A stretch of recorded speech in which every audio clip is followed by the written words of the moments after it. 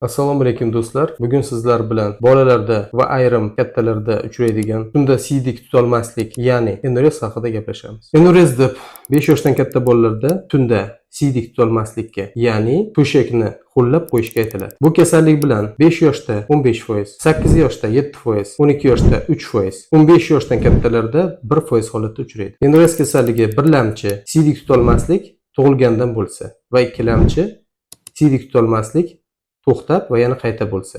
Bola 2-4 yoshida hojatga o'zi borishga, o'rganishga tayyor bo'ladi. Buning uchun bola quruq to'lishni bilishi, o'zi siydikni ushlab turishi va quruq yurishga o'rganishi kerak bo'ladi. Enurez kasalligi ikki xil bo'ladi. Bir simptomli enurez. Siydik tutolmaslikdan tashqari pastki siydik yo'llari buzilishlari bo'lmaydi. Ko'p simptomli tungi enurezdan tashqari kunduzgi enurez, dizuriya, siyganda achishish va uyqu buzilishlari bo'ladi. Enurez kasalligi bolani o'ziga baho berishga, oilaviy munosabatlarga, ijtimoiy adaptatsiyaga negativ ta'sir ko'rsatishi mumkin. Siydik pufayga to'lishi va boshqarilishi inson o'z xohishiga ko'ra boshqariladi. Siydik pufayga to'lishi devori silliq mushaklari cho'zilishiga olib keladi. Natijada retseptorlar qo'zg'aladi va signal sezuvchi simpatik nerv tolalaridan pastki ko'krak va yuqori bel umurtqalaridan orqa miyaga boradi. Parasimpatik nerv tolalari orqali dum g'azza umurtqalariga boradi. Orqa miyadan impuls bosh miya qoyasiga, gipotalamusga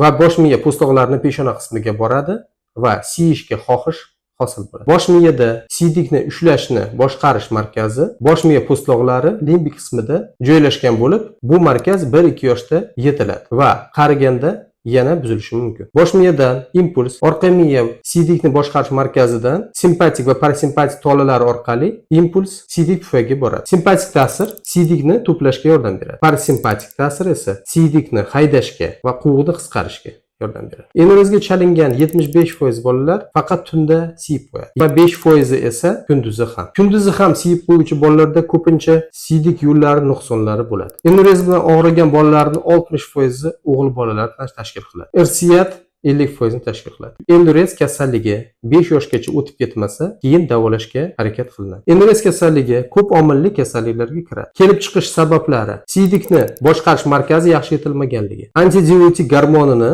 tunda ishlab chiqarishni kamayishi. Natijada tunda siydik miqdori ko'payib ketadi. Genetik omillar: siydik pufayga hajmi kichrayishi, giperaktiv qovuq, siydik ushlab tura olmaslik, qabziyat, siydik yo'llari organik kasalliklari, uyqu buzilishlari.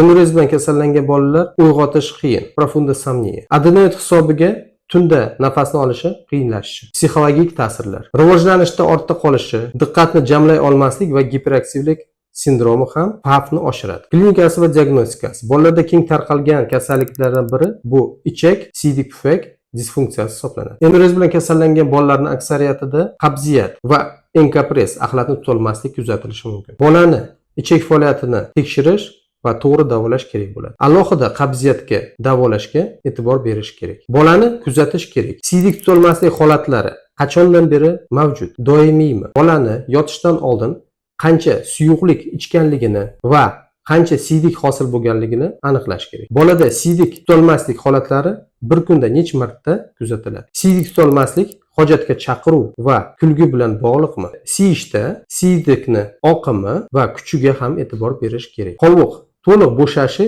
yoki yo'qligini tekshirish kerak. Bola tunda xurak tortadimi? Enurez bilan kasallangan ko'p bolalar uyquda gapiradi va tunda yuradi. Bemorni qorni ko'riladi, palpatsiya qilinadi. Siydik qopini surunkalik kengayib ketishi borligini, yo'qligini aniqlanadi. Siydik tutolmaslik kundaligini yuritish kerak. Qiz bolalarda ko'pincha siydikda bakteriyalar ko'payib ketadi. Agarda aniqlansa, uni davolash kerak bo'ladi. Bolada kunduzi siydik tutolmaslik bo'lmasa, shifokor ko'ruvi, umumiy siydik va bakteriologik tekshiruv yetarli hisoblanadi. Davolash: tungi enurez asosan o'zi tuzaladigan kasalliklarga kiradi. Bolani gelmentlarga, gijjalarga tekshirish va davolash kerak bo'ladi. Gijjalar o'zidan chiqargan zahar, toksin sababli nerv tizimini zararlashi mumkin. Soat 18 dan keyin suyuqlik ichish 60 ml dan oshmasligi kerak. Bola yotishdan oldin quvug'ini to'liq bo'shatish kerak. Shakar va kofein saqlovchi mahsulotlardan cheklanadi. Bolada adenoid bo'lsa, lor shifokorga murojaat qilish kerak va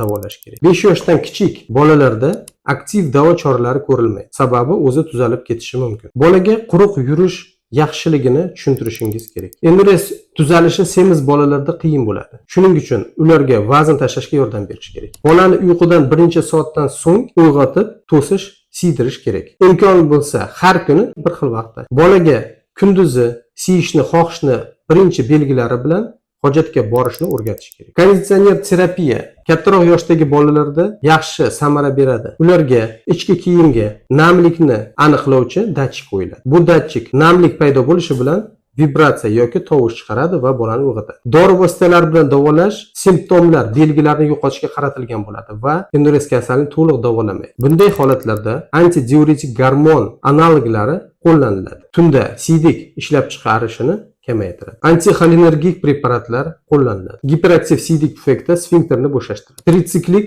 antidepressantlar siydik pufagini bo'shashtiradi va siydik miqdorini kamaytiradi. Qabziyat bilan kurashish kerak. Chunki endurezni asosiy sababchisi hisoblanadi. Farzandingizda yoki yaqiningizda endurez kasalligi bo'lsa, darhol pediatr yoki urolog konsultatsiyasini oling. Rahmat.